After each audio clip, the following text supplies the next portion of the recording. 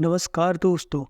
27 जून 1976 Israel की राजधानी तेल अवीव का बेन गुरियन इंटरनेशनल एयरपोर्ट। रात करीब 11 बजे फ्रांस की एयरबस A300V4203 तेल अवीव से ग्रीस की राजधानी एथेंस के लिए उड़ान भरी।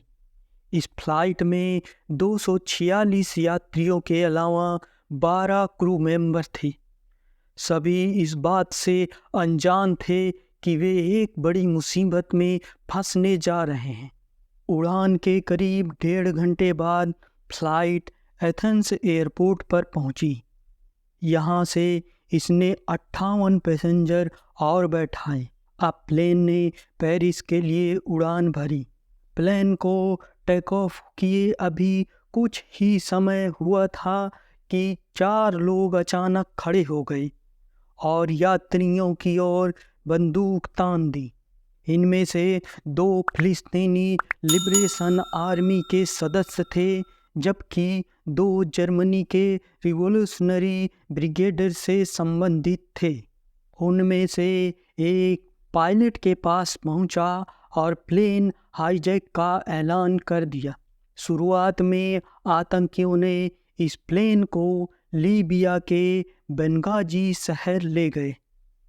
यहाँ करीब 7 घंटे तक रुके। एक बीमार महिला को रिहा करने के बाद यहाँ से वे निकल गए।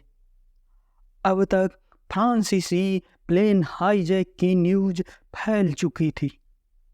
हाईजैकर्स ने अरब देशों से प्लेन लैंडिंग की परमिशन मांगी, लेकिन अंतर्राष्ट्रीय कूटनीतिक कारणों से लगभग सभी देशों ने लैंडिंग से साफ इनकार कर दिया। आखिरकार 28 जून दोपहर 3 बजे विमान युगांडा के एतेम्बे हवाई अड्डे पर उतारा गया। एक समय इजराइल के काफ़ी करीबी रहने वाले युगांडा के तात्कालिक तानाशाह इदी अमीन इजराइल से खासा नाराज चल रहे थे, जिसका फायदा आतंकियों को मिला। इदी अमीन ने हाईजैकर्स को वो सभी सुविधाएं दी जिसकी उन्होंने मांग की। विमान में बैठे सभी यात्रियों को एक टर्मिनल में ले जाया गया और आतंकियों के कहने पर इदी अमीन ने बंधकों की निगरानी के लिए गार्ड भी तैनात कर दिए। इधर विमान अपहरण की खबर मिलते ही इजरायली सरकार में खलबली मच गई, क्योंकि 90% यात्री इजराइल के थे। आतंकियों ने मांग रखी कि इजराइल तथा विदेशी जेल में बंद उनके साथियों को छोड़ा जाए और $5 मिलियन भी दिए जाएं। हमेशा से इजराइल की नीति आतंकियों के साथ कोई भी समझौता न करने की रही है, लेकिन उन्हें उलझाने के लिए इजराइल ने डील पर बातचीत शुरू कर दी और हाईजैकर्स से 4 जुलाई तक का समय मांगा।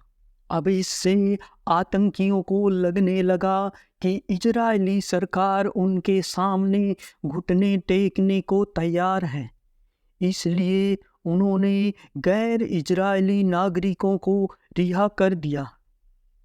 इधर इजरायली एजेंसियां बंधकों को छुड़ाने के लिए खुफिया जानकारी जुटाने लगी।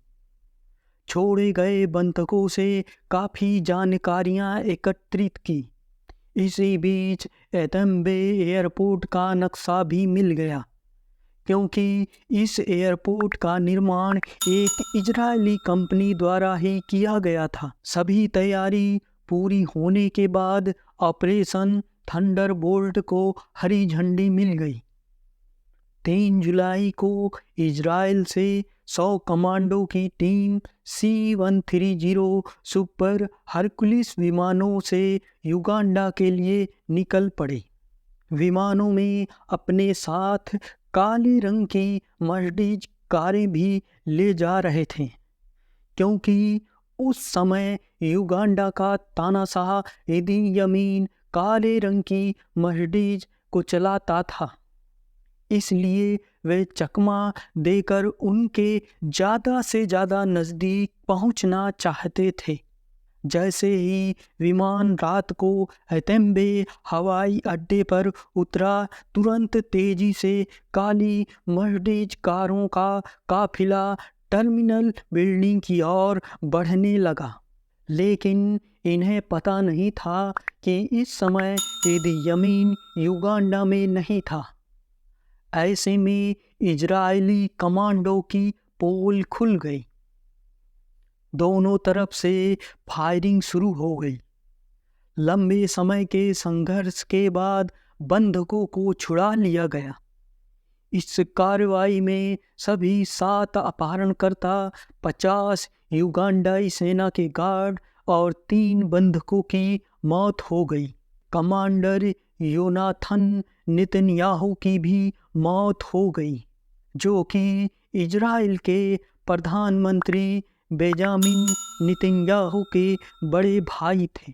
जाते जाते इजरायली कमांडो ने एयरपोर्ट पर खड़े युगांडा के सभी फाइटर प्लेन को बम से उड़ा दिया, ताकि उनका पीछा न किया जा सके।